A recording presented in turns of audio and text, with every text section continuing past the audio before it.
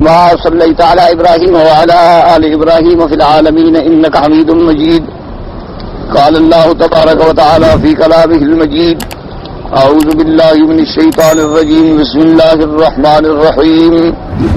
ولا جناح عليكم فيما عرضتم به من خطبة النساء أو أكننتم في أنفسكم علم الله أنكم ستذكرونهن ولكن لا تواعدوهن سرا إلا أن تقولوا قولا معروفا ولا تعزموا عقدة النكاح حتى يبلغ الكتاب أجله واعلموا أن الله يعلم ما في أنفسكم فاحذروه واعلموا أن الله غفور حليم.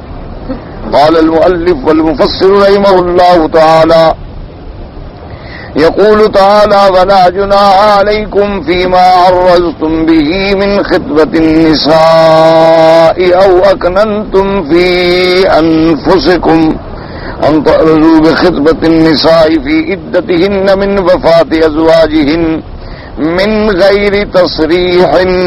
قال الثوري وشعبة وجرير وغيرهم عن منصور مجاهد عن ابن عباس رضي الله تعالى عنه في قوله: ولا جناح عليكم فيما عرضتم به من خطبة النساء. قال: التعريض أن يقول إني أريد التزويج وإني أحب امرأة من أمرها ومن أمرها يعرض لها بالقول بالمعروف. اب مفسر رحمت اللہ علیہ قرآن مقدس کی ان آیات مبارکہ پہ ارشاد فرماتے ہیں کہ اللہ تبارک و تعالی نے فرمایا کہ ولا جناح علیکم فیما عرضتم به من خطبۃ النساء او اکننتم فی انفسکم، یعنی تم پر اس بات کا کوئی گناہ نہیں ہے کہ تم تعریض کے طور پہ خطبہ کرو عورتوں کو، یا اپنے دل میں ایک بات کو چھپا لو، اس پہ کوئی گناہ نہیں. کیا معنی؟ مقصد یہ ہے کہ جب عورت کا خامند مر گیا تو اب عورت کی عدت جو ہے وہ ہے 4 مہینے اور 10 دن. اس عدت کے اندر تو عورت کو بھی شرعاً یہ جائز نہیں کہ وہ اپنے خامند کے گھر سے باہر جائے، الا کوئی مجبوری ہے، کوئی مریض ہے، بیماری ہے، ہسپتال میں جانا پڑ گیا ہے، اور خدا نہ خواستہ کو خاندان میں وفات ہو گئی، کوئی مجبوری ہو گئی، دکھ ہے، سکھ ہے، اس میں عورت دن میں تو اپنے خامند کے گھر سے باہر جا سکتی ہے، لیکن رات کو لازماً پھر اسے خامند کے گھر میں ہی آنا ہوگا، کسی دوسرے گھر میں وہ رات نہیں گزار سکتی جب تک کہ عدت کا مسئلہ ہے. اچھا، اسی طرح شریعت نے یہ بھی فرما دیا کہ عورت کے لیے عدت کے اندر جو ہے زیب زینت کرنا جو ہے وہ منع ہے، یعنی وہ سنگار بھی نہیں کرے گی، زیور بھی نہیں پہنے گی، اور اسی طرح میک اپ وغیرہ، سرما وغیرہ ساری چیزوں سے بچے گی، سادہ لباس میں رہے گی. لیکن ایک سوگ کا معنی جو ہمارے ہاں مروج ہے کہ بھی عورتیں سیاہ کپڑے پہن لیتی ہیں، یا عورتیں خامند کے مرنے کے بعد روتی ہیں اور ماتم کرتی ہیں، یا اپنے چہروں پہ تھپڑ مارتی ہیں، یا اپنے بال کھول لیتی ہیں، یا مٹی بالوں میں ڈال لیتی ہیں، یہ سب سنت کے خلاف ہے، یہ سوگ کا معنی نہیں. حضور صلی اللہ علیہ وسلم کی صحیح حدیث مبارک ہے کہ آپ نے فرمایا کہ من ضرب الاخدود وشق الجیوبا، اور ایک روایت میں ہے وہ لبس السودا، کہ اگر کسی شخص نے مرنے کے بعد، وفات کے بعد اپنے چہرے پہ تھپڑ مارے، یا اپنے کپڑوں کو پھاڑ ڈالے، یا سیاہ کپڑے پہنے، تو آپ نے فرمایا کہ لیس منا او کما قال النبی صلی اللہ علیہ وسلم، حضور نے فرمایا کہ وہ ہم میں سے نہیں ہے. کیا معنی؟ یعنی ہمارے طریقے پہ نہیں. یہ معنی تو نہیں کہ وہ کافر ہو گیا، معنی یہ ہے کہ اتنا سخت شدید وعید ہے کہ گویا اس نے طریقہ محمد مصطفیٰ صلی اللہ علیہ وسلم جو ہے اس کو چھوڑ دیا ہے. یہ ساری چیزیں اسلام کے خلاف ہیں. جیسے آج کل آپ نے دیکھا ہے خاص طور پہ یہ شیعہ اور رافضی جو ہیں یہ محرم کے دنوں کے اندر ان کے ہاں بڑے عجیب عجیب بدعات ہیں کہ بھئی جتنے دن محرم کے آئیں گے چارپائی پہ نہیں سوئیں گے، یا اگر چارپائیاں ہوں گی گھر میں تو اس کو الٹا کر دیں گے، اس پہ سوئیں گے، یا اسی طرح سیاہ کپڑے پہنیں گے، یا ماتم کریں گے اور سر میں مٹی ڈالیں گے، چاقو ماریں گے اور برچھیاں ماریں گے، اور بعض مقامات پر تو ایسے ماتم بھی ہوتے ہیں کہ انگاروں پہ ماتم کرو جی، ماتم کرتے ہوئے انگاروں پہ چلیں، آگ میں کودیں۔ تو یہ سب جو ہے یہ تو علامات جہنم ہے کہ انسان اپنے آپ کو آگ میں ڈالے زندگی میں۔ اللہ تبارک و تعالی ہر مسلمان کو آگ سے بچائے۔ اسی طریقے سے آدمی لوہے کی چیزیں چاقو یا لوہے کے برچھیاں استعمال کرے، یہ تو سب جہنمیوں کے عذاب کے لیے ہیں۔ تو اس لیے یہ سب چیزیں اسلام کے خلاف ہیں، یہ کوئی ماتم نہیں۔ شوق کا معنی یہ ہوتا ہے کہ بھی زیب و زینت اختیار نہ کرے، یعنی جیسے اب دیکھیں اللہ نے قرآن میں حکم دیا کہ خامند کے مرنے کے بعد عورت کے لیے ایام عدت 4 مہینے 10 دن، 4 مہینے 10 دن میں وہ کیا کرے؟ بھی سادہ لباس پہنے، بس عام جو گھروں میں لباس ہوتا ہے، یعنی کوئی نیا اور بھڑکیلا اور شوخ ایسا لباس جو فیشن کے طور پہ استعمال کیا جائے، میک اپ نہ کرے، سنگار نہ کرے اور سرما آنکھوں میں نہ ڈالے، کوئی ایسی چیز جو زیب زینت کی باعث بنے وہ بنا ہے۔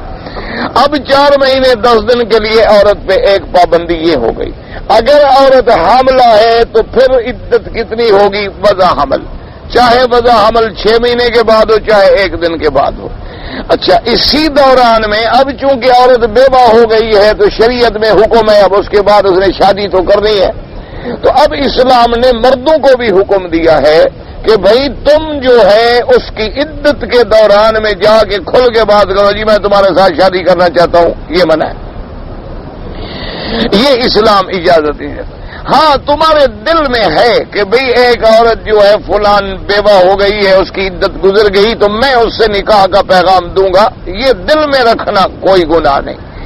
یا یہ ہے کہ تمہاری رشتہ داری ہے، آنا جانا ہے، اور تم نے اشارتاً، تعریض کہتے ہیں ایسی بات کی جائے کہ اشارہ اور کنایے میں بات سمجھ آ جائے، اور تم نے اشارتاً ایک ایسی بات کر دی کہ یہ عورت کم از کم یہ سن لے کہ بھی میں بھی شادی کا خواہش مند ہوں، تاکہ اگر کل عدت گزرنے کے بعد یہ کوئی فیصلہ کرے تو اس کا دماغ میں میرا بھی پیغام موجود ہو، لیکن وہ بھی کھل کے نہ کہے بلکہ ایسے سنا دے کہ بھی میرا بھی ارادہ ہے شادی کرنے کا، اور میری خواہش ہے کہ خدا کرے عورت اچھی ہو، صالحہ ہو، دیندار ہو۔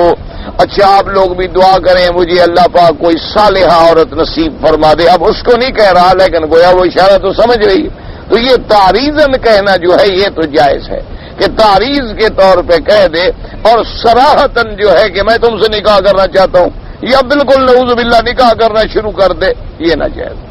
اچھا اب مسئلہ یہ آ گیا کہ فلا جناح علیکم، کہ تم پہ گناہ نہیں ہوگا اگر تعریض کرو گے، تم پہ گناہ نہیں ہوگا اگر دل میں رکھو گے۔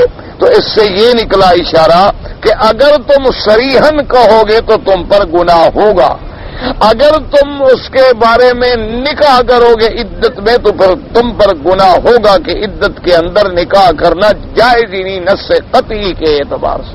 اس لیے اب مفسر رحمۃ اللہ علیہ جو ہے اس پر اشارہ فرماتے ہیں، کیونکہ کبھی تعریض جو ہوتی ہے نا جی، اس میں جیسے کہ حضور صلی اللہ علیہ وسلم کے سامنے ایک کافر آیا اور حضور صلی اللہ علیہ وسلم کا وہ بڑا دشمن تھا اور اس نے حضور پاک کی بڑی توہین کی تھی زندگی میں، تو اب وہ آ گیا اسلام لانے کے لیے، تو اب جب اس نے اپنے آپ کو پیش کیا تو حضور صلی اللہ علیہ وسلم چپ ہو گئے، یعنی اس کی بات گویا کہ جواب نہیں دیا۔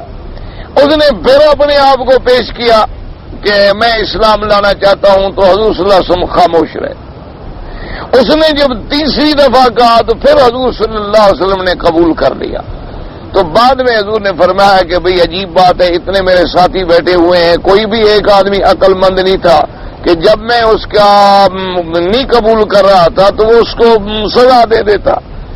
میں جب چپ کر کے بیٹھا ہوا ہوں تو سمجھو بھی آخر حضور پاک کی تو یہ عادت مبارک نہیں ہے، جب بھی کوئی ایسی بات کرتا ہے حضور تو خوشی سے قبول فرما لیتے ہیں، لیکن یہاں جو حضور چپ فرما گئے ہیں تو آپ کی چپ میں کوئی اشارہ تو ہے۔ تو ایک صحابی نے کہا حضور آپ مجھے تھوڑا سا اشارہ کر دیتے تو میں اسی وقت تلوار سے گردن اتار نے فرمایا اشارہ تو نبی کی شان نہیں ہے کہ لوگوں کو آنکھوں سے اشارے کرے، ہاتھوں سے اشارے کرے، بس میں چپ کر گیا تھا، تم سمجھ جاتے تو سمجھ جاتے، نہیں سمجھے تو اس کا مقدر۔ اب اس کا نہ اسلام لے آیا، ہم نے بھی معاف کر دیا، اللہ نے بھی معاف کر دیا، کیونکہ اسلام لانے سے پہلے جتنے گناہ ہوتے ہیں وہ خود بخود دھل جاتے۔ اسی طرح اس کو کہتے ہیں تعریض، ایک ہوتا ہے اسی طرح کنایا، اسی طرح ایک ہوتا ہے کہ ایسی بات کی جائے جس کے دو مفہوم نکلتے ہوں۔ کیا مانا؟ اب ایک آدمی بیٹھا ہے، اب خاندان میں عورتیں بھی بیٹھی ہیں، اس نے کہا بھئی میری تمنا ہے خدا کرے آج کل کوئی صالحہ عورت ملتی نہیں ہے، کوئی صالحہ عورت دیندار ملے، تو میں بھی سوچ رہا ہوں۔ اچھا آپ اس میں دونوں باتیں، اگر خدا نہ خواستہ اس عورت نے کہہ دیا کہ جی آپ مجھے سنا رہے ہو کہ میں نے آپ کا نام لیا ہے، میں نے آپ سے کہا ہے، میں نے آپ سے نہیں کہا، اور اسی طرح لیکن اس کا اشارہ بھی ہو گیا کہ بھی اگر تمہاری تمنا ہو اور مجھے اچھا سمجھو تو عدت کے بعد میرے ساتھ نکاح کر لینا۔ تو اس کو جیسے کہ سیدنا ابی بکر رضی اللہ تعالی عنہ فرماتے ہیں کہ میرے لیے ایک دفعہ زندگی میں بڑا مشکل مسئلہ پیش آ گیا کہ حضور پاک صلی اللہ علیہ وسلم آگے آگے جا رہے تھے اور میں آپ کے پیچھے تھا، تو یکدم ایک درمیان میں کافر نکل آیا اور اس نے کہا کہ ابی بکر، مجھے تو پہچان لیا، اس نے کہا ابو بکر یہ تمہارے آگے کون جا رہا ہے؟ تو اب حضرت ابی بکر رضی اللہ تعالیٰ فرماتے ہیں کہ میں بڑا مشکل میں آ گیا کہ جھوٹ کیسے بولوں، زندگی میں سیدنا صدیق کی زبان سے کبھی جھوٹ نکلا ہی نہیں، اور اگر سچی بات بتلا دوں تو دشمن ہے، ابھی حضور کا راز کھل جائے گا کہ حضور صلی اللہ علیہ وسلم جا رہے ہیں، تو یہ تو دشمن ہے، فوراً کافروں کو جا کے بتا دے گا۔ تو فوری طور پہ سیدنا ابی بکر فرماتے ہیں کہ میرے دماغ میں اللہ نے بات ڈال دی، تو میں نے کہا ابھی رجل یہدینی سواء السبیل، وہ ایک بندہ تھا جو سیدھا راستہ دکھلاتا ہے، یعنی اس نے سمجھا کہ شاید میں نے اس سے کوئی راستہ پوچھا ہے، بس وہ راستہ بتلا کے چلا گیا ہے، اور اس میں اشارہ بھی تھا اللہ کا نبی سیدھا راستہ دکھلانے ہی کے لیے تو آتے ہیں، اللہ کے نبی کیوں اللہ بھیجتے ہیں کہ لوگوں کو سیدھا راستہ بتلائے۔ تو آج سیدنا ابو بکر نے ایک بات بھی کر لی، لیکن وہ بات جو تھی ایسی بات ہو گئی کہ دوسرے کو اس کا سمجھ بھی نہ آئی۔ اسی طرح جیسے کہ کسی عالم سے ایک آدمی نے ایسے مقام پہ سوال کیا کہ جہاں اہل سنت والجماعت بھی تھے اور یہ شیعہ بھی تھے، اس آدمی کا مقصد یہ تھا، وہ کوئی ایسا ایشو تھا کہ جس میں لوگ کوشش کر رہے تھے کہ بھئی ہم اتفاق کر کے مسئلہ حل کریں، تو اس نے شرارت ڈالنے کے لیے کہ بھئی یہ اگر اکٹھے ہو گئے تو پھر کافروں کا اور ہمارا زیادہ نقصان ہو جائے گا، تو اس نے فوراً ایک شرارت کی، اس نے کہا کہ حضرت آپ یہ بتائیں کہ حضرت ابو بکر صدیق رضی اللہ تعالی عنہ افضل ہیں یا حضرت علی افضل ہیں؟ اب اس کا مقصد شرارت تھی کہ اب اگر یہ عالم ہے اہل سنت کا، اب اگر یہ کہتا ہے حضرت علی افضل ہے تو مانا یہ ہے کہ شیعہ کو خوش کر رہا ہے، عقیدت اہل سنت کا ہے کہ حضرت ابو بکر افضل ہے، اور اگر یہ کہتے ہیں کہ حضرت ابو بکر افضل ہے تو شیعہ خامخواہ بگڑیں گے، وہ کہیں گے جی ہمارے عقیدے میں حضرت علی افضل ہے، آپ نے ہمیں اسی لیے بلایا تھا کہ ہمارے ساتھ عقیدے کی جنگ کرو، ہم تو ایک دنیا کے مسئلے میں آئے تھے، اتفاق کر کے ایک دنیاوی کام کر رہے تھے بحیثیت ایک ہمسائے کے، ورنہ تمہارا عقیدہ ہمارے ساتھ، تمہارا عقیدہ تمہارے ساتھ، تو ایک لڑائی شروع ہو جاتی۔ تو انہوں نے جب سنا تو فوراً فرمایا کہ الذی بنتہ فی بیتہ، کیونکہ اللہ نے انہیں بھی علم عطا فرمایا، انہوں نے کہا کہ الذی بنتہ فی بیتہ، جس کی لڑکی جس کے گھر میں ہے وہ افضل ہے۔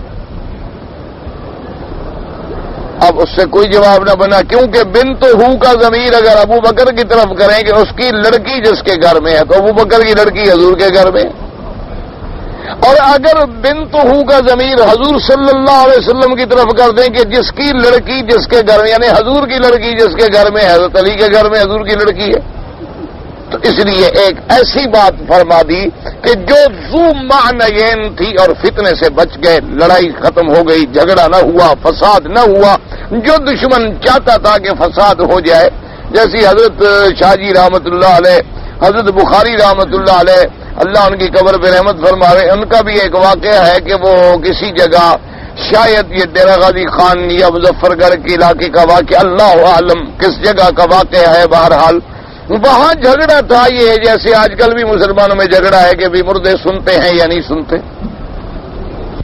دو پارٹیاں بن گئی تھی، ایک جماعت قائل تھی کہ بھی مردے سنتے ہیں، اور ایک جماعت جو ہے وہ قائل تھی کہ جی مردے نہیں سنتے۔ تو ان کا آپس میں بڑا فساد تھا، بڑا مقابلے ہو رہے تھے، مناظرے اور لڑائیاں اور جھگڑے۔ تو شاہ جی رحمت اللہ علیہ جو تقریر فرمانے کے لیے گئے تو عین جب تقریر شباب پہ آئی تو کسی نے چٹ بھیج دیا کہ جی آپ کے عقیدے میں کیا ہے، مردے سنتے ہیں یا نہیں سنتے؟ اب لازمی بات ہے کہ جو بات کریں گے ایک فریق تو لڑے گا نا جی، پہلے سے دو فریق بنے ہوئے ہیں، ایک سننے کے قائل ہیں، ایک سننے کے قائل نہیں ہیں، تو ایک تو فریق بگڑے گا نا۔ حضرت فرمائے بھی سنتے ہیں تو وہ بگڑ جائیں گے، آپ فرمائے مثلاً کہ نہیں سنتے تو یہ بگڑ جائیں گے، تو لڑائی تو ہو جائے گی۔ تو شاہ جی نے جب چٹ پڑا انہوں نے کہا بھئی میری تو زندہ بھی نہیں سنتے، تو ہنسی میں بات ختم ہو گئی، بس لوگ ہنس پڑے۔ انہوں نے کہا بھائی تم تو مردوں کے جھگڑے کر رہے ہو، میری تو زندہ بھی نہیں سنتے، اور لوگ ہنس پڑے، اور شاہ جی نے اپنی تقریر شروع کر دی، بات ختم ہو گئی، کسی کو فساد کرنے کا موقع ہی نہ ملا۔ تو اس لیے اس کو کہا جاتا ہے کہ ایک ایسی بات کی جائے جو تعریض میں ہو، کنایا میں ہو، اشارے میں ہو۔ اسی پر پھر علماء نے بڑی بڑی کتابوں میں علمی بحثیں کی ہیں کہ بعض چیز جو ہوتی ہے وہ قطعی دلالت ہے، کہ یہ دلالت النص ہے یا عبارت النص ہے یا اشارت النص ہے۔ اس پر بڑے علمی مباحث ہیں جو علماء کرام نے اپنی کتابوں کے اندر بیان فرمائے ہیں۔ تو بعض چیز تو ایسی ہے نا جی کہ بالکل قطعی دلالت ہوتی ہے کہ جس میں کوئی دوسری بات کا ہیر پھیر ہو ہی نہیں سکتا۔ جیسے مثلا ایک آدمی نے کہا جی میری بیوی کو طلاق طلاق طلاق، اب اس میں کیا ہیر پھیر کرے گا؟ طلاق کا لفظ ہی ایسا ہے، ہیر پھیر کیا کرے؟ اب بعد میں کہتا رہے کہ نہیں یہ مجھے غصہ تھا فلاں، بھائی لفظ اتنا صریح ہے کہ اس کے دوسرے معنی ہو ہی نہیں سکتے۔ اچھا ایک آدمی نے اپنی بیوی سے کہا میرے گھر سے نکل جاؤ، بس جاؤ اپنے گھر، میرے گھر کبھی داخل مت ہونا، ہمیشہ کے لیے میرے گھر سے نکل جاؤ۔ اچھا اب یہ ہے کہ بھی اس کے تو کئی معنی ہو سکتے ہیں، غصے میں کہا نکل جاؤ، یا اس نے کہا کہ نہیں جی میرا تو نیت طلاق تھی، میں نے اس لیے تو کہا کہ ہمیشہ کے لیے نکل جاؤ، اب کبھی تو میرے گھر میں نہیں آ سکتی ہو، میری نیت طلاق تھی اس سے۔ تو اب یہ اس کی نیت پر آ جائے گا معاملہ، چونکہ ظاہر لفظ میں تو کوئی بات ہے نہیں، ظاہر لفظ میں تو آدمی لڑ کے بھی کہہ دیتا ہے کہ بھی نکل جاؤ، میرے گھر میں مت آنا، میرا گھر تمہارے لیے ہمیشہ کے لیے بند ہو گیا، میرے دروازے تم اپنے لیے بند سمجھو، اچھا بس تمہاری مہار تمہارے کندھے پہ ہے، جدھر منہ آئے چلی جاؤ۔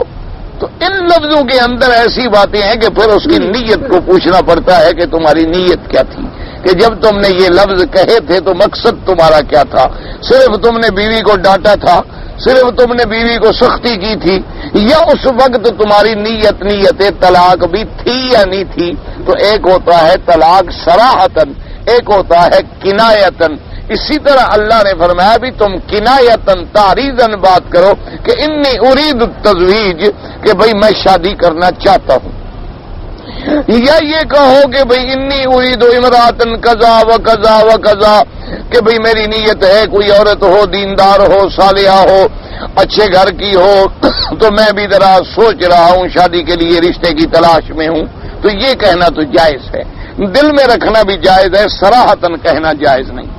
وفی روایت وددت ان اللہ رزقنی امرأۃ، اور کہتا ہے کہ ایک روایت میں یہ بھی آیا کہ اس نے کہا کہ میں بھی یہ محبوب رکھتا ہوں اللہ مجھے کوئی اچھی عورت عطا فرما دے، ولا ينتصب للخطبۃ، خطبہ نہ کرے۔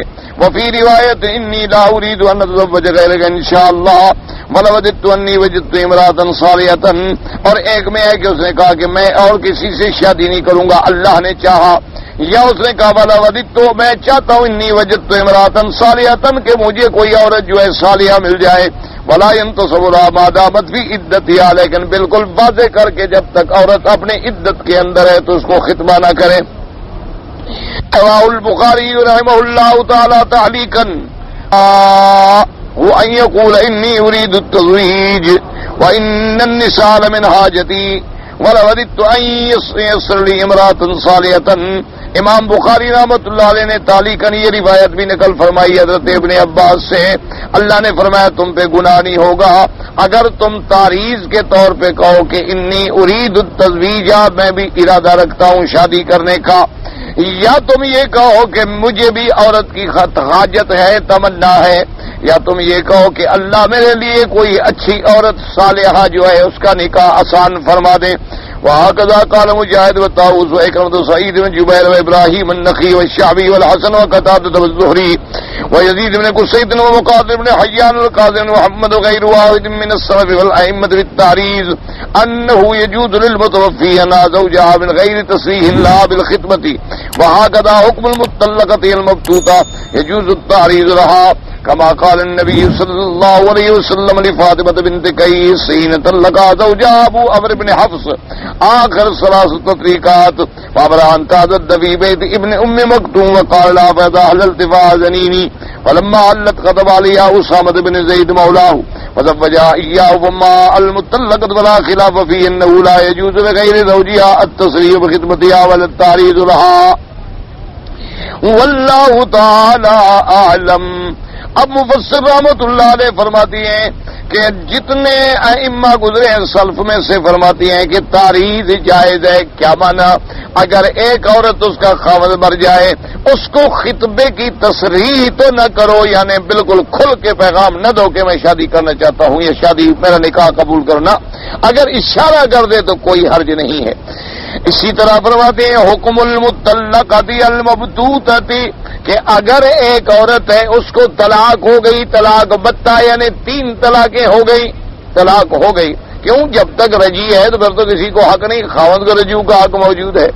تو اس لیے یہ مسئلہ اس وقت ہے کہ جب عورت کو 3 طلاقیں ہو گئی تو اب 3 طلاقوں کے بعد پہلا خاوند تو نکاح کر نہیں سکتا نا، لازمی بات ہے کہ وہ دوسری جگہ نکاح کرے، فلا تحل له من بعد حتى تنكح زوجا غيره۔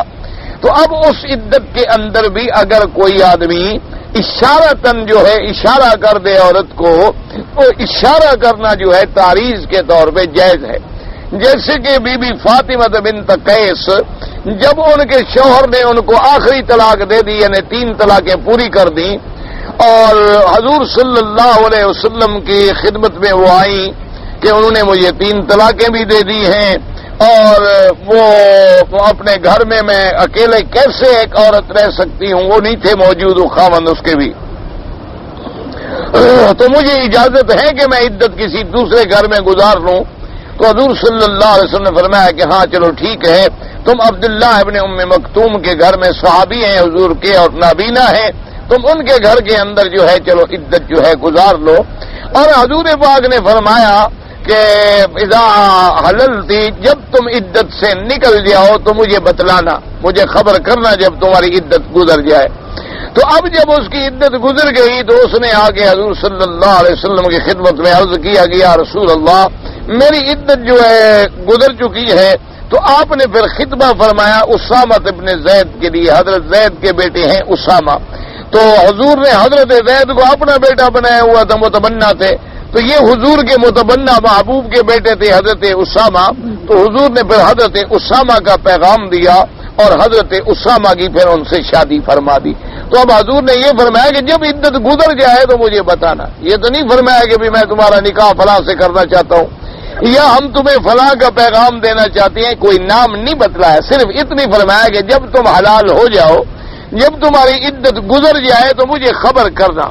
تو اور سمجھدار تھی، حضور کا فرمان تھا، تو اس نے آگے خبر کی، تو حضور صلی اللہ علیہ وسلم نے خطب علیہ اسامہ بن زید، حضور صلی اللہ علیہ وسلم نے خطبہ کیا اسامہ بن زید کا، فزوجہا ایاہ، حضور پاک نے اس سے نکاح فرما دیا۔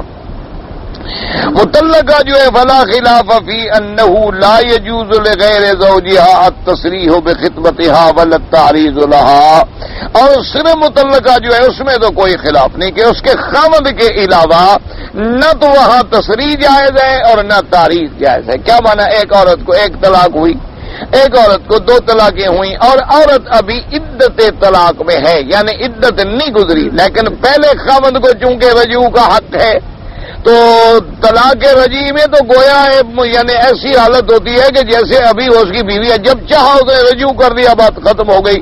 اچھا 2 طلاقوں کے بعد بھی اس کو رجوع کا حق ہے، تو وہاں کوئی اور آدمی جو ہے خطبہ نہیں کر سکتا۔ اور اسی طرح ایک مسئلہ یہ بھی سمجھ لیں کہ لا یجوز خطبۃ علی خطبۃ اخی، اسی حضور پاک نے فرمایا او کما قال، آپ نے فرمایا کہ اگر تمہارا کوئی بھائی مثلا کسی آدمی کے گھر میں لڑکی ہے، ایک آدمی نے خطبہ کیا کہ میں لڑکی سے نکاح کرنا چاہتا ہوں، اور ابھی اس نے خطبہ کیا ہے اور تم نے جا کر بھی خطبہ کر دیا کہ جی میں بھی نکاح کرنا چاہتا ہوں، تو یہ ناجائز۔ اسلام نے منع کیا کہ جب ایک بھائی خطبہ کر رہا ہے تو اس کے خطبے پر تم دوسرا خطبہ نہ کرو، پہلے وہ بات ہو جائے۔ اگر ان کا نکاح ہو جاتا ہے الحمدللہ، ہاں اگر انہوں نے اس کو جواب دے دیا کہ بھئی ہم تمہیں نہیں قبول کرتے، اب دوسرے بھائی کو خطبہ کرنے کا حق ہے، ورنہ یہ ہے کہ اس کا مطلب تو یہ ہوا کہ تم اس کے خطبے کو خراب کرنا چاہتے ہو کہ ایک آدمی نے جا کے رشتہ مانگا، تم دولت مند تھے، تم چلے گئے، تو وہ غریب کو کب دیں گے؟ پھر غریب کو کون دیتا ہے پیسے والے کو دیکھنے کے بعد؟ پھر ہر آدمی پیسے والے کی طرف مائل ہو جاتا ہے، کیونکہ آج کل وہ دور تو ختم ہو گیا کہ کوئی آدمی کسی کو دین کے لیے رشتہ دے دے، وہ تو بس الا قلیل من عبادی الشکور، بہت تھوڑے لوگ ہوں گے جو آج بھی اس دور میں بھی اللہ کے نبی کی سنت پہ قائم ہیں کہ ان کی نظر میں دین والا مقدم ہوتا ہے۔ اور وہ بھی کون ہوں گے؟ دیہات میں رہنے والے غریب لوگ، جاہل لوگ، ان پڑھ، وہ بیچارے پھر بھی کچھ دین پہ جمے ہوتے ہیں۔ اچھا ان سے ویسے بھی کوئی بڑا آدمی رشتہ نہیں کرتا، کوئی جاہل لڑکی سے بڑے آدمی کہاں رشتہ کرے؟ تو ورنہ تو آج کل جو حال ہے وہ تو یہی ہے کہ ہر آدمی اگر لڑکی کا رشتہ چاہے تو پہلے اس کے گھر پہ نظر رکھتا ہے، دولت پہ، پیسے پہ، خاندان پہ، اور وہ لڑکا سے جب رشتہ کرنا چاہے تو وہ بھی یہ نظر رکھتے ہیں کہ لڑکے کے پاس جناب کون سی ڈگری ہے، کیا تعلیم ہے، کیا نوکری ہے، کتنی تنخواہ ہے۔ حالانکہ یہ نہیں سمجھتے کہ اگر اللہ چاہے تو ایک دن میں اس کی ساری نوکریاں ختم ہو جائیں، پھر کیا کر لو گے؟ اور اگر اللہ تبارک و تعالیٰ چاہے تو ایک غریب کو شادی کرنے کے بعد بختور بنا دے، دولت والا بنا دے۔ تم جس کو حقیر سمجھ رہے ہو، غریب سمجھ رہے ہو، اس کو خدا بند کریم کو ایسی عزت عطا فرما دے کہ تمہارے تصور میں بھی نہ ہو۔ اور جس کو تم نے بڑا کامیاب سمجھا ہے کہ یہ تو جناب ڈاکٹر ہے اور فلان ہے اور انجینئر ہے اور بڑی ڈگری ہے اور 20,000 تنخواہ ہے، شادی ہو ابھی عورت گھر نہ آئے، نوکری ختم ہو جائے، کوئی کیس بن گیا، مقدمہ بن گیا، رشوت میں پکڑا گیا، پھر کیا کر لو گے؟ اللہ تبارک و تعالیٰ کے ہاتھ میں ہے ساری باتیں۔ اس لیے پہلے تو اصول کا فرمان یہ ہے کہ تم سب سے پہلے دین پہ نظر رکھو۔ جیسے آج کل ہم ملازم رکھتے ہیں نا، اس میں بھی یہی ہم دیکھتے ہیں، اچھا جی آپ کی تعلیم کیا ہے؟ اس نے کہا جی اچھا آپ اس سے پہلے کس کس کمپنی میں کام کرتے رہے، آپ کا تجربہ کا؟ یہ کبھی نہیں پوچھیں گے کہ جناب نماز بھی پڑھتے ہو؟ کیوں نماز مالک ہی نہیں پڑھتا تو ملازم سے کیا پوچھے؟ مشکل تو یہ ہے نا کہ چونکہ وہ جو خود فیکٹری آنر ہے، مل آنر ہے، وہ اس نے کبھی نماز نہیں پڑھی، اس کے باپ نے نہیں پڑھی، تو ملازم سے کیا پوچھے گا؟ تو حالانکہ اصول یہ ہوتا ہے، علماء نے لکھا، حضرت امیر المؤمنین حضرت عمر بن الخطاب الناطق بالحق والصواب وزیر النبی المصطفیٰ رضی اللہ تعالی عنہ وارضاہ سیدنا عمر رضی اللہ تعالی عنہ اپنے تمام گورنرز کو حکم جاری فرماتے تھے کہ جب کسی کو ملازمت دو، سب سے پہلے یہ تحقیق کرو کہ وہ نماز کیسے پڑھتا ہے۔ صرف یہ نہیں کہ پڑھتا ہے یا نہیں پڑھتا، ورنہ اس زمانے میں تو یہ تصور بھی نہیں تھا کہ مسلمان ہو اور نماز نہ پڑھتا ہو، یہ تو تصور بھی نہیں تھا۔ یہ تو اب ہے نا کہ ہم 5 سال نماز نہ پڑھیں پھر بھی ہمارے اسلام کو کچھ نہیں ہوتا۔ عید کے دن آگے نماز پڑھنے بس پکے ہم مسلمان ہیں، کلمہ جو پڑھتے ہیں، ہم نے تو کلمے کو مذاق سمجھا ہوا ہے نا کہ جو کلمہ پڑھ لیا بس ہم مسلمان ہیں پکے۔ نماز نہ پڑھیں، روزہ نہ رکھیں، فرائض ادا نہ کریں، حدود اللہ کا خیال نہ کریں، احکام قرآن کا انکار کریں۔ ہمارا اسلام تو بڑا امرت دھارا اسلام ہے نا کہ بالکل نکلتا ہی نہیں۔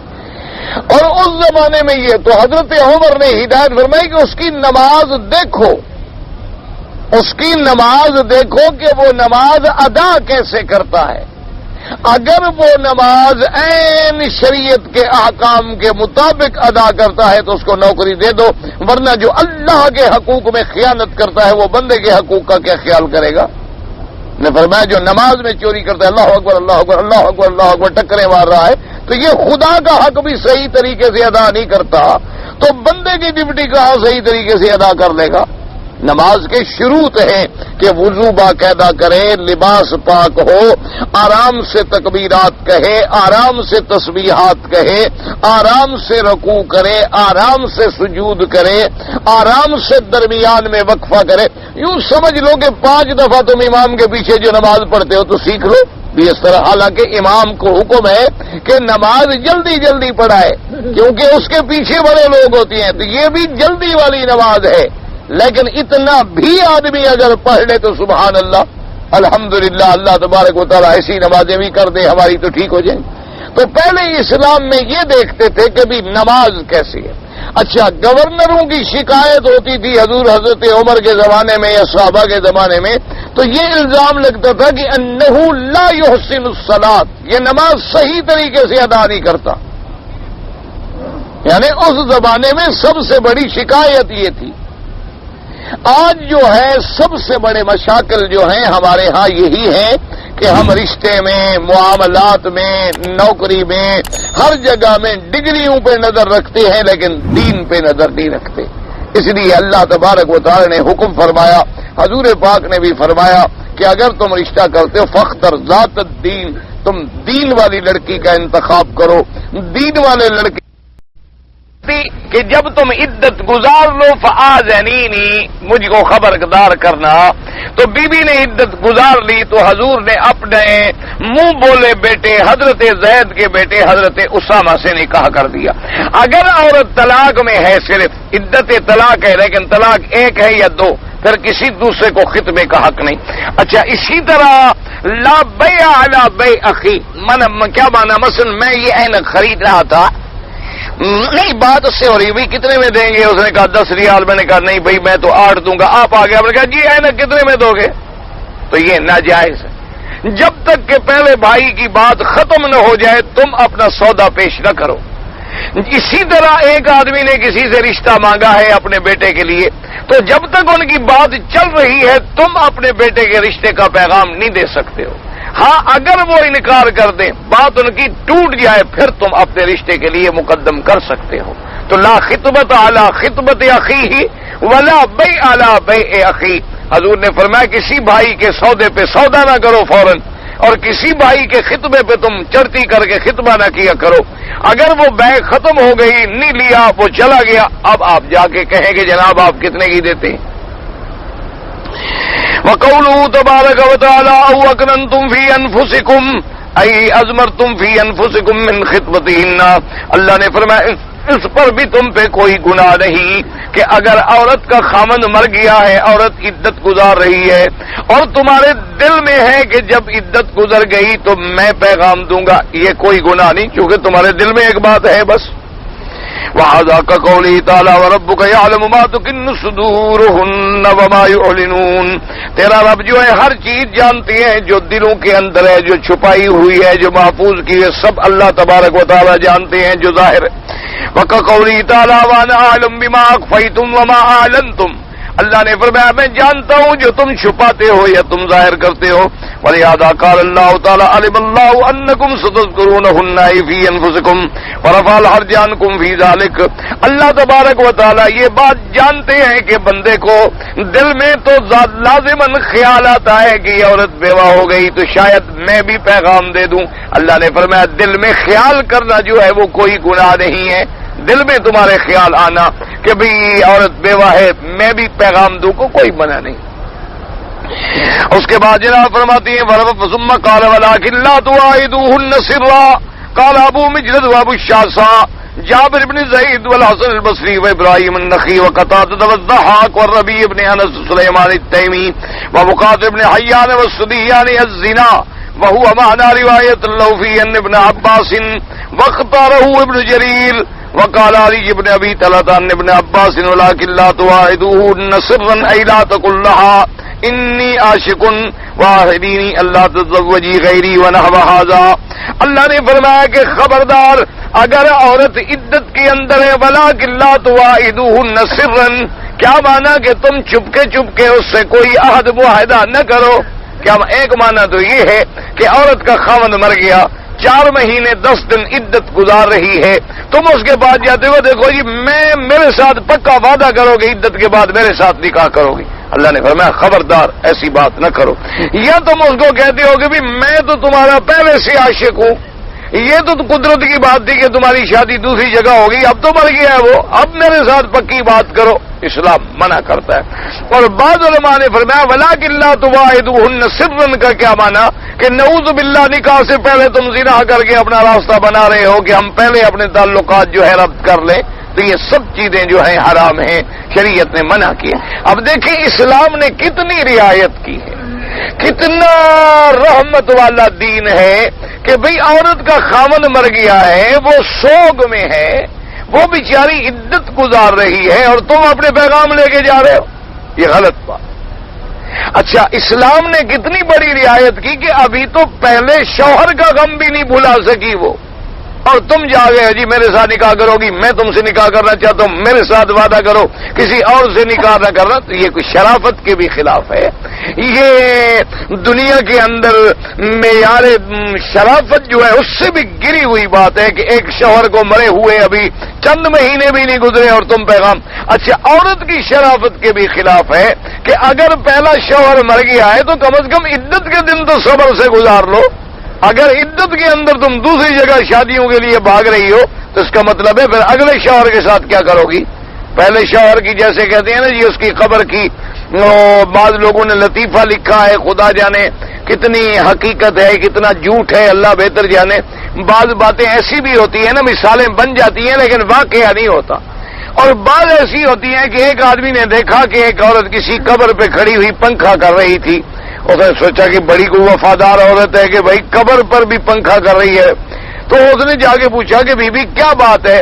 اس نے کہا میرا خاوند ہے، اس نے کہا تھا کہ جب تک میری قبر سوکھ نہ جائے تم شادی نہ کرنا، تو میں سکھا رہی ہوں کہ جلدی سوکھ جائے تاکہ میں شادی کروں. اب خدا جانے یہ حقیقت ہے یا ڈھکوسلا ہے یا کسی نے گھڑا ہے، اللہ بہتر جانے. مقصد تو ایک تنبیہ ہے کہ ایسی بھی دنیا کے اندر عورتیں ہوتی ہیں کہ دیکھو کتنی بڑی وفادار ہے کہ قبر جلدی سوکھ جائے. تو اس لیے اسلام نے کچھ تعلقات کی رعایت رکھی ہے کہ بھئی تمہارا شوہر ہے وہ خاوند فوت ہو گیا ہے، 4 مہینے 10 دن عدت گزارو. اگر پیٹ میں کوئی چیز حمل ہے تو وہ ظاہر ہو جائے، اگر حمل نہیں ہے تو چلو کم از کم تمہیں اس غم سے نکلنے کا موقع مل جائے. تم اس کی جائیداد کی وارث بن رہی ہو، اس کی جائیداد کا حصہ لے رہی ہو، تو اب فوری طور پر دوسری جگہ تو اپنے رشتے پیدا کر دینا شروع کر دو یا لوگوں سے چوری چھپے وعدے لینے. اور اسلام نے مردوں کو بھی خبردار کیا، ابھی وہ عدت میں اور تم جا کے اس کو اپنے عشق اور اپنی محبتیں بتلا رہے ہو، تو اسلام نے فرمایا خبردار ایسی بات ہرگز نہ کرو.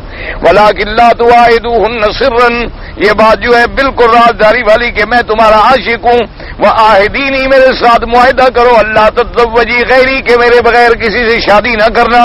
وَنَا وَهَذَا وَقَدَا رَوَىٰ عَنْ سَعِيدٍ وَجُبَيْرٍ وَالشَّعْبِيِّ وَإِكْرَمَةَ وَبِالزُّهَاءِ وَالزَّهَاقِ وَالزُّهْرِيِّ وَمُجَاهِدٍ وَالثَّوْرِيِّ هُوَ أَن يَأْخُذَ مِيثَاقَ أَن لَّا تَتَزَوَّجِ غَيْرَهُ. وہ عورت سے کہے کہ تم پکا میرے ساتھ وعدہ کرو کہ میرے بغیر تم کسی سے شادی نہیں کرو گی، یہ ناجائز ہے. وان مجاہد و قول رجل مرضات فوتینی ونسکرینی نا کے ہو کے حضرت مجاہد فرماتی ہیں کہ وہ عورت سے کہ خیال کرنا مجھے نہ مس کرنا اور میں تیرے ساتھ شادی کروں گا، یہ بھی منع ہے. وقال قتادہ وَإِنْ يَأْخُذَ المرء فِي عِدَّتِهَا اللَّهُ تَنْكَحَ غَيْرَهُ اللَّهُ عَنْ ذَلِكَ مقدم فيه وعلى الخطبة والقول بالمعروف. ہاں کوئی جائز بات تعریض سے کہ بھئی میرا بھی شادی کا ارادہ ہے، یا آپ کہتے ہیں یہ دعا کریں اللہ مجھے بھی کوئی اچھی عورت صالحہ عطا فرما دے، یہ تعریض جائز ہے، لیکن وعدہ لینا صراحتاً بات کرنا جو ہے جائز نہیں. وقال ابن زید ولكن لا تواعدون سرا يتزوجها في العدة سرا فإذا حلت أظهر ذلك. اور بعض علماء نے فرمایا کہ ولكن لا تواعدوهن سرا کا کیا معنی کہ عورت عدت میں ہے، چپکے سے نکاح کر لیا، جب عدت گزر گئی تو ظاہر بعد میں کیا جی ہم نے آج نکاح کیا ہے. اسلام نے فرمایا یہ حرام ہے، جب تک عورت عدت میں ہے کبھی اس کا دوسرا نکاح نہیں ہوگا جب تک کہ وہ عدت سے فارغ نہ ہو جائے. مقصد یہ ہے کہ یہ ساری باتیں ہیں، سارے قول درست ہیں کہ نہ اس سے کوئی وعدہ کرے نہ اس سے کوئی عہد کرے، نہ اس سے چوری نکاح کرے، نہ اس سے نعوذ باللہ کوئی چوری تعلقات قائم کرے۔ ولہذا قال تعالی الا ان تقولوا قولا معروفا قال ابن عباس ومجاہد وسعید بن جبیر والسدی والثوری بن زید عن ابی ما تقدم من نباہۃ التاریخ كقوله تبارک وتعالى انی فیک لراغب نحو ذلك، تعریف سے بات کرے تو کوئی حرج نہیں۔ وقال محمد بن سیرین قلت لعبید ما معنى قوله الا ان تقولوا قولا معروفا قال يقول لولي لا تسبقني بها یا لا زوجات تعلمنی۔ رواه نبی حاتم۔ حضرت محمد بن سیرین سے میں نے پوچھا کہ اللہ پاک نے قرآن میں فرمایا الا ان تقولوا قولا معروفا، تو قول معروف سے کیا مراد ہے؟ انہوں نے کہا یہ ہے کہ اس عورت کا جو ولی ہے، اس کا باپ ہے یا بھائی جو بھی ولی ہے، اس کو اگر آدمی نے جا کے کہہ دیا کہ بھائی تمہاری بیٹی بیوہ ہو گئی ہے یا بہن بیوہ ہو گئی ہے، تو جب ان کی عدت گزر جائے تو ذرا مجھے خبر کرنا، تو اگر یہ بات کہہ دے تو یہ جائز بات ہے، کیونکہ ولی سے بات کہہ رہا ہے، عورت سے بھی نہیں کہہ رہا، اور ولی سے بھی اتنی کہہ رہا ہے جیسے حضور پاک نے فرمایا تھا کہ بی بی جب تمہاری عدت گزر جائے تو مجھے ذرا بتلانا۔ تو جب عدت گزر گئی تو پھر حضور نے حضرت اسامہ کا پیغام بھیجا۔ اس کے بعد فرماتی ہیں وقولوا تبارک وتعالی ولا تعزموا عقدۃ النکاح حتى يبلغ الكتاب اجلها، یعنی ولا تعقدوا العقدۃ بالنکاح حتى تنقضي العدہ۔ اللہ نے فرمایا کہ خبردار عدت کے اندر کوئی نکاح بھی نہ کرو جب تک عدت نہ گزر جائے۔ اور عورت کی عدت کتنی ہے؟ 4 مہینے 10 دن۔ 4 مہینے 10 دن جب تک نہ گزریں تو عدت کے اندر صراحتاً کہنا بھی نہ جائز، نکاح کرنا بھی نہ جائز، اس سے کوئی وعدہ لینا بھی نہ جائز۔ البتہ اشارہ کنایا کر دے تو کوئی بات نہیں، تاکہ کم سے کم ان کو علم تو رہے کہ بھی یہ بھی شادی کرنے کا خواہش مند ہے، کیونکہ خاندان میں ایسی باتیں ہوتی ہیں۔ اچھا، بعض اوقات ایسے واقعات بھی ہیں کہ مثلا ایک آدمی چاہتا تھا کہ میں اس لڑکی سے رشتہ کروں، لیکن اس نے بات نہیں کی۔ وہ خاندان والے بھی چاہتے تھے کہ اس لڑکے سے رشتہ ہو جائے، لیکن اس نے شرم سے اشارہ بھی نہیں کیا۔ اب جب اس کی دوسری جگہ شادی ہو گئی تو پھر کہا ابھی میں تو بڑی تمنا رکھتا ہوں کہ اللہ کے بندے تم نے تو کبھی بات ہی نہیں کی۔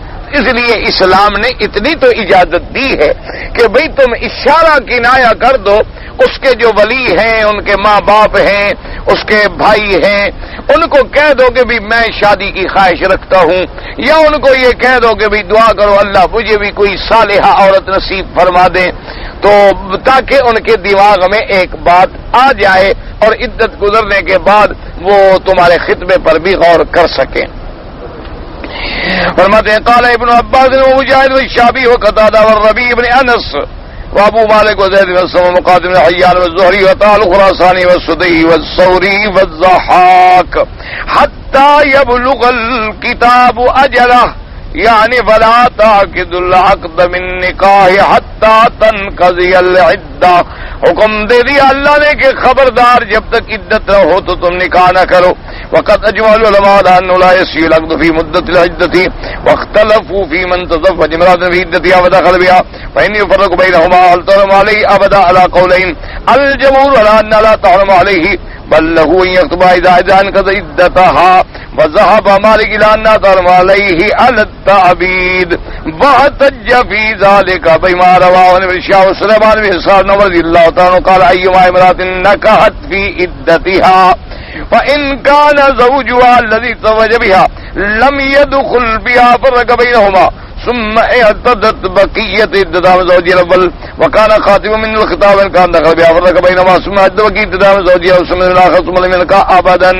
وقالوا وما أخذ هذا إن لما استعجل ما أجل الله أوكب بنقيض قصده فحرمت عليه على التعبيد كالقاتل يحرم الميراث. اب جناب اللہ نے فرما دیا کہ حتی یبلغ الکتاب اجلہ، کیا مانا کہ جب تک عدت نہ گزر جائے نکاح ناجائز۔ یہ تو اتفاق ہے نا، تمام علماء کا اتفاق ہے، کیونکہ مسئلہ نص کا ہے، اور یہ قاعدہ ہوتا ہے کہ جہاں منصوص مسئلہ ہو، یعنی قرآن میں ایک واضح حکم موجود ہے یا میرے آقا کی حدیث مبارک میں ایک واضح حکم موجود، اس میں تو اختلاف ہوتا ہی نہیں۔ اس میں کبھی کبھی جھگڑا ہو سکتا ہی نہیں۔ اچھا، اب حکم یہ ہے کہ جب عورت عدت میں ہے تو نکاح ناجائز، ختم۔ اب ایک اور مسئلہ ہے کہ اگر کسی نے غلطی سے عدت کے اندر نکاح کر لیا تو پھر کیا ہو؟ یہ علیحدہ صورت ہے۔ ایک ہے کہ عدت کے اندر نکاح نہیں کرنا چاہیے، اللہ کا حکم، لیکن خدا نہ کرے، اللہ معاف کرے، کسی آدمی نے عورت کے ساتھ ابھی وہ عدت گزار رہی تھی، 4 مہینے 10 دن نہیں گزرے تھے، لیکن اس نے نکاح کر لیا، تو اب اس کے بارے میں کیا حکم ہے؟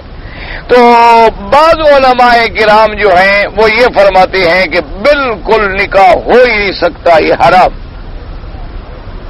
بالکل نکاح ہوگا ہی، ختم۔ اچھا، ایک قول۔ دوسرا قول یہ ہے کہ یہ نکاح بھی نہیں ہو سکتا، ان کو علیحدہ بھی کر دو اور یہ عورت ہمیشہ کے لیے اس پہ حرام ہو گئی، اب یہ اس کے ساتھ کبھی نکاح کر ہی نہیں سکتا، یعنی پھر کبھی نکاح کے ساتھ بھی حلال نہیں ہوگی، کیونکہ اس نے اللہ کے قانون کو توڑا ہے، اور جس جلدی کے لیے توڑا ہے اللہ نے اس عورت کے ساتھ اس کو حرمت مؤبدہ کر دی کہ اب کبھی تمہارے لیے حلال نہیں ہو سکتا۔ اور تیسرا قول کیا ہے کہ بھی اگر اس نے عدت میں نکاح کر لیا تو ان کو علیحدہ کر دو، عدت گزارنے کے بعد پھر دوبارہ خطبہ کرے اور پھر دوبارہ عقد کرے تو محبت حرمت ہمیشہ کے لیے نہیں ہوگی، اب اس کا نکاح جو ہے وہ ہو جائے گا۔ حضرت امیر المومنین سیدنا عمر بن الخطاب رضی اللہ تعالیٰ عنہ فرماتے تھے کہ ایو امرأۃ نکحت فی عدتہا، وہ فرماتے تھے کہ جس عورت نے عدت کے اندر نکاح کر دیا ہے، دیکھو فزوجہا دخل بہا او لم يدخل بہا، کہ بھی جس مرد کے ساتھ اس نے نکاح کیا ہے کیا وہ میاں بیوی مل بھی گئے یا نہیں ملے؟ اگر ابھی نکاح تو کیا ہے لیکن میاں بیوی آپس میں ملے نہیں ہیں، فرماتے ان کو علیحدہ کر دو، فرق بینہما، فرماتے علیحدہ کر دو، کوئی نکاح نہیں، وہ عدت گزارے پہلے اپنی پوری کرے۔ اور اگر وہ مرد اس سے مل بھی گیا ہے، فرماتے علیحدہ بھی کر دو اور ہمیشہ کے لیے اس پہ حرام، ہمیشہ کے لیے حرمت تعبید ہو گئی، کبھی اس کے لیے پھر حلال نہیں ہو سکتی۔ وہ استدلال فرماتے تھے کہ جیسے مثلا کسی آدمی نے اللہ معاف کرے کسی کو قتل کر دیا، اب اس کے میراث سے قاتل محروم ہو گیا، اس کا میراث نہیں لے سکتا، کیونکہ جب اس نے اللہ کے حکم کو توڑا بھی قتل نہ کرو، قتل کر دیا، قتل نہ کرتا تو میراث لینے کا حقدار تھا، لیکن قتل کرنے کے بعد اس شرعی حکم میراث سے یہ بوجہ قاتل ہونے کے محروم ہو گیا سزا میں، تو یہاں بھی اللہ نے حکم دیا تھا کہ عدت میں نکاح نہ کرو، چونکہ اس نے عدت میں جلد بازی سے کام لیا ہے تو اب ہمیشہ کے لیے وہ عورت حرام ہو گئی۔ اس کو مفسر رحمت اللہ علیہ نے ارشاد فرمایا کہ بھئی اب یہ بات جو ہے بالاتفاق ہے کہ جمہور اسی پہ ہے کہ بھئی اجماع العلماء کہ بھئی اس کا عقد نکاح مدت عدت کے اندر ٹھیک نہیں ہے۔ بس اب مسئلہ اس میں اختلاف ہے کہ اگر کسی نے عدت میں عورت کے ساتھ نکاح کر لیا، داخلہ یعنی دخول بھی ہو گیا، تو کیا کیا جائے؟ فإنه يفرق بينهما، ان کو علیحدہ کیا جائے، وهل تحرم عليه ابدا، اب یہ عورت اس کے لیے ہمیشہ کے لیے حرام ہو جائے گی یا ہمیشہ کے لیے حرام نہیں ہوگی؟ اس میں دو قول ہیں۔ جمہور یہ کہتے ہیں کہ ہمیشہ کے لیے تو حرام نہیں ہوگی، بل له ان يخطبها اذا انقضت عدتها، جب اس کی عدت گزر جائے وہ دوبارہ خطبہ کرے، دوبارہ نکاح کرے۔ اور امام مالک رحمت اللہ علیہ فرماتے ہیں انها تحرم عليه على التعبید، کہ وہ عورت جو ہے اب اس کے لیے ہمیشہ کے لیے حرام ہو گئی۔ اچھا، انہوں نے دلیل کیا پکڑی؟ واحتج فی ذالک، اس پہ انہوں نے دلیل پکڑی ہے بما رواہ عن ابن شہاب و سلیمان ابن یسار کہ ان عمر رضی اللہ تعالی عنہ، حضرت عمر رضی اللہ تعالی عنہ نے فرمایا ایما امرات نکحت فی عدتها، اگر کسی عورت نے نکاح کیا عدت کے اندر، اگر اس کے خاوند جس کے ساتھ اس نے نکاح کیا لم يدخل بها، دخول نہیں ہوا، فرق بینہما، علیحدہ کر دو، اس کے بعد باقی عدت جو ہے وہ پوری کرے۔ اور اس کو سمجھا جائے گا کہ یہ خاطب ہے، بس ایک خطاب کرنے والا یہ بھی ایک خطیب ہے۔ وَإِنْ كَانَ دَخَلَ بِهَا، اگر اس نے دخول کیا ہے، فرق بینہما ثم اعتدت بقیت عدتها من زوجها الاول ثم اعتدت من الاخر، یعنی پہلے تو وہ پہلے عدت گزارے، پھر اب اس دوسرے کی عدت گزارے طلاق کی، اس کے بعد لم ينکحها ابدا، اس کے لیے ہمیشہ کے لیے حرام ہو گئی۔ وہ فرماتی ہیں کہ ماخذ ھذا، کہ اس کی دلیل جو ہے انہوں نے کہاں سے لی ہے کہ ان الزوجہ کے شادی کرنے والے نے لما استعجل ما اجل اللہ، اس نے جلد بازی سے کام لیا جس بات کو اللہ نے مؤخر کیا تھا، تو اس کو اس کے مطابق سزا دی گئی۔ فحرمت علیہ التعبید کالقاتل یحرم المیراث، جیسے قاتل جو ہے وہ میراث سے ہمیشہ محروم ہو جاتا ہے۔ وقد روى الشافعی رسمہ قال بیگی وذهب الیہ القدیم ورجعن فی الجدید، فرماتی ہیں کہ جدید قول میں رجوع کر لیا تھا قول علی انہا تحل له، چونکہ حضرت علی فرماتی ہیں کہ نہیں وہ عورت پھر حلال ہے، اس کے لیے حرمت تعبید نہیں ہے۔ قلت قال ثم هو منقطع عن عمر وقد روى الثوری ان اشرط الشافعی مسروق ان عمر جاء عن ذلك وجعل الله بحرا وجعلهما يجتمعان، حضرت عمر رضی اللہ تعالیٰ عنہ نے بھی پہلے قول سے رجوع فرما لیا، وہ فرماتے تھے کہ نہیں مہر بھی ادا کرے اور دوبارہ اس کے ساتھ جمع بھی ہو سکتا ہے، یعنی ہمیشہ کے لیے حرام نہیں ہو جائے گی۔ وقوله تبارک وتعالی واعلموا ان اللہ یعلم ما فی انفسکم فاحذروه، توعدهم الآباء في ضمائر من امور النساء وارشدهم الى اجبار الخير دون الشر ثم لم يوصهم من رحمته ولم يقدم من آيته وقال فاعلموا ان اللہ غفور رحیم۔ اب اللہ تبارک و تعالی نے خبردار کیا اپنے بندوں کو کہ واعلموا، خبردار، جو تم کر رہے ہو اللہ جانتے ہیں، اللہ کا علم محیط ہے، اللہ تبارک و تعالی علام الغیوب ہے، علیم بذات الصدور ہے، تو اپنے دلوں کے اندر بھی اچھی بات رکھا کرو، بری باتیں دلوں میں نہ رکھا کرو، اچھے ارادے کیا کرو، خیر کی باتیں سوچا کرو، برے برے ارادے اور گندی گندی باتیں نہ دل و دماغ میں رکھا کرو، اللہ تو سب جانتے ہیں۔ اور اس کے بعد پھر اللہ نے جہاں تنبیہ فرمائی وہاں ساتھ یہ بھی فرما دیا کہ اگر کوئی غلطی ہو گئی ہے تو میری رحمت سے مایوس نہ ہو جاؤ، بلکہ توبہ کرنے سے اللہ تبارک و تعالیٰ سارے گناہ معاف فرما دیتی ہیں۔ فرمایا وَاعْلَمُوا أَنَّ اللَّهَ غَفُورٌ رَحِيمٌ، کہ اللہ تبارک و تعالیٰ جان لو کہ بخشنے والے بھی ہیں اور رحمت فرمانے والے بھی ہیں۔ واللہ تعالیٰ عالم وعلمہ اتم۔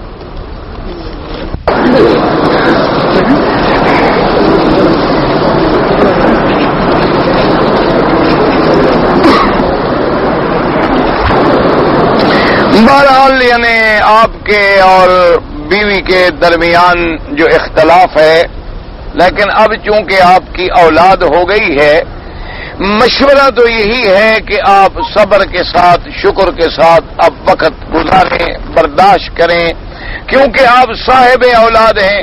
اچھا پھر آپ کی اولاد بھی ماں کے ساتھ دے رہی ہے بجائے آپ کا ساتھ دینے کے، تو اس لیے آپ کے مشکلات جو ہیں وہ بڑھ جائیں گے۔ تو اس کے لیے بہتر حل جو ہے وہ یہی ہے کہ حضور صلی اللہ علیہ وسلم کی حدیث مبارک ہے کہ جب حضور کو کوئی مصیبت مشکل پیش آتی، آتا ہے حدیث مبارک میں کہ اذا حدث امر بادر الى الصلاۃ، اور اللہ کا بھی حکم ہے کہ واستعینوا بالصبر والصلاۃ، کہ تم پر کوئی مصیبت آئے تو نماز سے اور صبر سے مدد پکڑو۔ لہذا تم 2 رکعت نماز جو ہے بنیت صلاۃ الحاجہ کے، اسی نیت کے مطابق کہ یا اللہ میں اس نماز میں اس لیے پڑھ رہا ہوں کہ میری یہ مشکل حل فرما دے اور ہمارے گھروں کے ماحول کو اچھا کر دے اور ہمارے گھروں کے اندر اصلاح کر دے اور میری بیوی کو میرے فرما برداری کی توفیق اور اطاعت کر، تو 2 رکعت پڑھ کے اللہ سے دعا مانگا کریں۔ اور جو قرآن میں دعائیں ہیں وہ سب سے زیادہ مجرب ہیں، ربنا هب لنا من ازواجنا وذرياتنا قرة اعين واجعلنا للمتقين اماما۔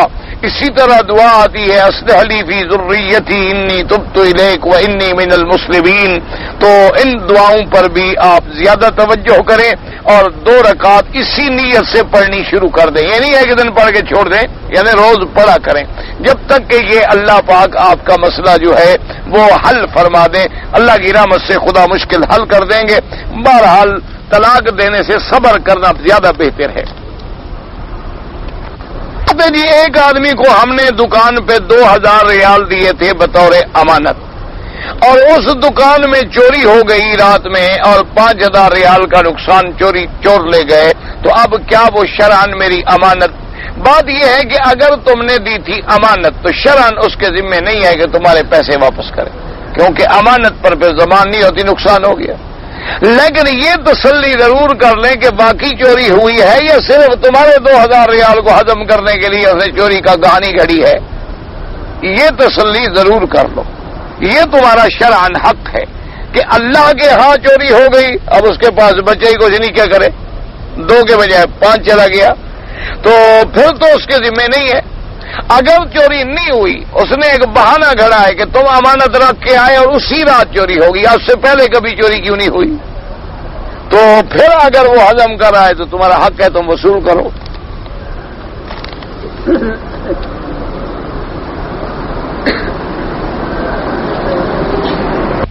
امام ابو حنیفہ صاحب نے 15 مرتبہ اللہ کو خواب میں دیکھا ہے، تو آپ نے بھی سنا ہے، میں نے بھی سنا ہے. امام صاحب جب ملیں گے انشاءاللہ قیامت میں تسلی کر لیں گے. امام صاحب نے تو آپ سے نہیں کہا نا کیا آپ کو ملے نہ مجھے ملے. باقی بات یاد رکھو، خواب ہوتا ہے حقیقت. خواب کے احکام جو ہیں وہ دنیا کے احکام پہ نہیں ہیں. دنیا میں جاگتی آنکھوں سے کوئی اللہ کو نہیں دیکھ سکتا. لا تدرک الابصار وهو يدرك الابصار كلها. اللہ قیامت میں اپنے بندوں کو دیدار نصیب کرائیں گے. حضور نے فرمایا کہ اللہ مومن کو قیامت میں اپنا دیدار، اپنی زیارت نصیب کرائیں گے.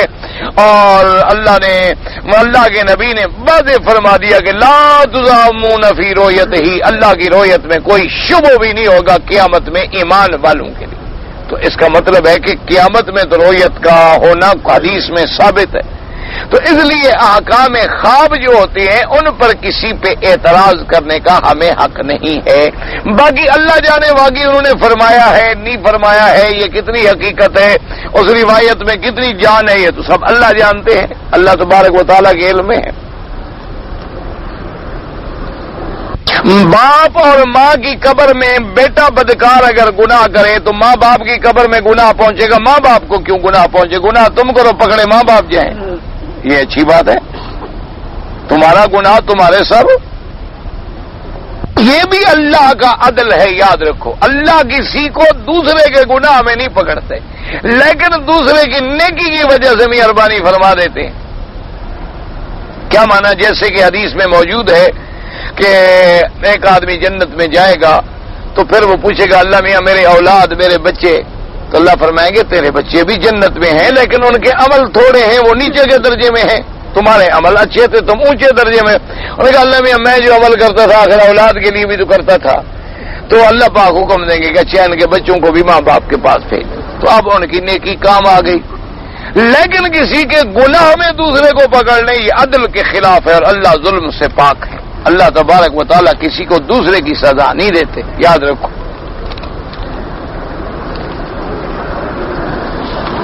اللہ کا دیدار قیامت میں روزانہ ہوگا، نصیب کی بات ہے. کسی کو روز ہوگا، کسی کو ہفتے میں، کسی کو مہینے میں.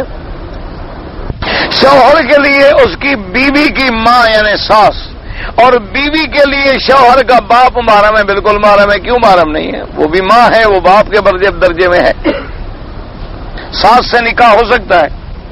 ایک موٹی بات یاد رکھو، جس سے تمہارا نکاح نہیں ہوتا وہ محرم ہے. عمرے کے لیے مسجد میں اگر ہم جائیں احرام باندھنے کے لیے تو وہاں مکروہ وقت میں نماز نہ پڑھیں. اور طواف کی 2 رکعت جو ہیں امام ابو حنیفہ رحمۃ اللہ علیہ فرماتے ہیں کہ بعد میں پڑھے. باقی ائمہ کے نزدیک یہاں ہر وقت جائز ہے.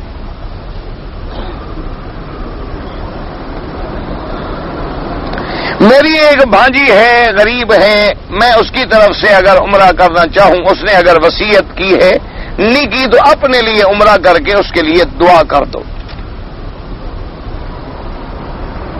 عورت کا بچہ جو ہے ابھی 3 یا 6 ماہ کا ہے، یعنی ماشاءاللہ فرق تھوڑا سا ہے، 3 یا 6. 3 مہینے کا تو سوال میں فرق آ گیا ہے. 3 مہینے تو صاحب گنتے ہوئے لکھتے ہوئے بیچارے کا. اچھا اب عورت کو جو ہے حمل ہو گیا ہے، بچے کو دودھ پلا سکتی ہے. شریعت میں تو منع نہیں ہے چونکہ بچے کی دودھ پینے کی مدت ہوتی ہے 2 سال تک. لیکن یہ بات البتہ اگر کوئی طبی نقطۂ نظر سے مضر ہو تو علیحدہ بات ہے، وہ جا کے ڈاکٹر سے پوچھو. اگر بچے کی پیدائش کے بعد اپنا دوسرا بچہ جو حمل کی وجہ سے پورا دودھ نہ پی سکا اس کو دودھ پلائے، کوئی بات نہیں، اس کا وہ بھی اس کا بچہ ہے، وہ بھی اس کا، دو کٹھے پیدا ہو جائیں پھر کیا کرے گی؟ دو کو نہیں پلائے گی، ایک کو پلائے گی۔ اگر جمعہ کا خطبہ شروع ہو جائے اور ہم مسجد میں داخل ہوں تو 2 رکعت پڑھیں۔ امام ابو حنیفہ رحمۃ اللہ علیہ فرماتے ہیں کہ جب امام ممبر پہ آ جائے اب کچھ نہ کرو، بس سنو، بیٹھ جاؤ۔ اور باقی ائمہ کرام فرماتے ہیں کہ اس وقت بھی 2 رکعت پڑھ کے بیٹھے۔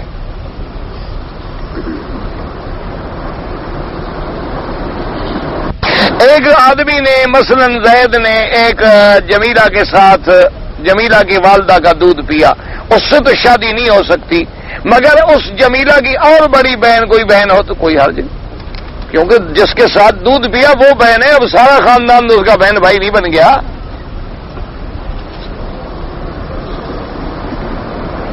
میں نے آپریشن کرایا، میں اٹھ نہیں سکتا تو میں لیٹا بھی ایک سائڈ پہ تھا، تو کعبۃ اللہ کی طرف لیٹے لیٹے تیمم کر کے میں نے اشارے سے نماز، بالکل ٹھیک ہے، جو جتنا ممکن ہو تمہارے ذمہ اتنا ہے، پھر کیوں تم ہل نہیں سکتے اٹھ نہیں سکتے، کیا کرو، پھر اشارہ ہی کافی ہے۔ اگر مکہ مکرمہ میں رہوں تو زیادہ وقت جو ہے دینی کتابیں، قرآن شریف تفسیر میں گزاروں یا حرم میں گزاروں تو کوئی ایسی بات نہیں، یہاں تمہارا گھر ہے وہ بھی تو حرم ہے، وہاں قرآن کا مطالعہ کر رہے ہو تو حرم میں ہی کر رہے ہو۔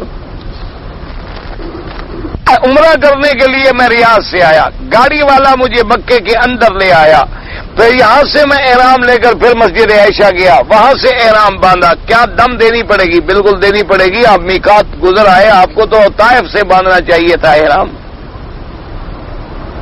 اگر میں نے اور عمرہ کیا تو اب سر مڈانا ہوگا، بال ہوں نہ ہوں اس طرح پھروانا پڑے گا۔